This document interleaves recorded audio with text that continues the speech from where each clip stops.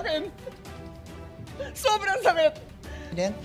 I reserve my right to make the proper interventions at the time that the Senate President and our other colleagues agree upon. But I just want to make this quick statement.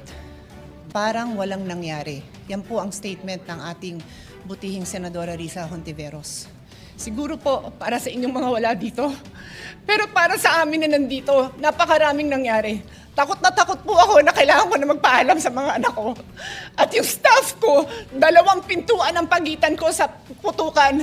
Yung staff ko na si Claire, na 20 years na sa akin, nandun siya sa labas. She has a 12-year-old son. Kinuwento niya sa akin lately na tumatakbo siya, hindi niya alam kung saan siya pupunta. Kaya para sabihin niyo na walang nangyari.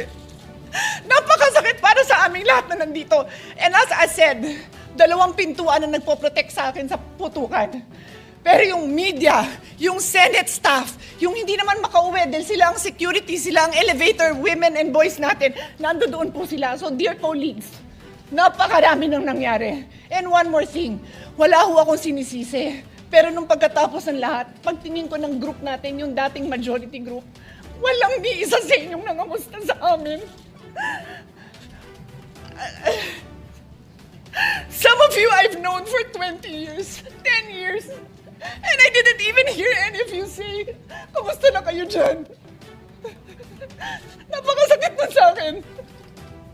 Sobrang sakit. So yun lang ang masasabi ko. Yes, I am very ready to share my story, to ask questions.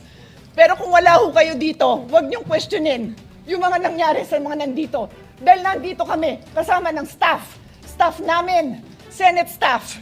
You have your own story. I respect that. But please respect my own story. Thank you, Mr. President.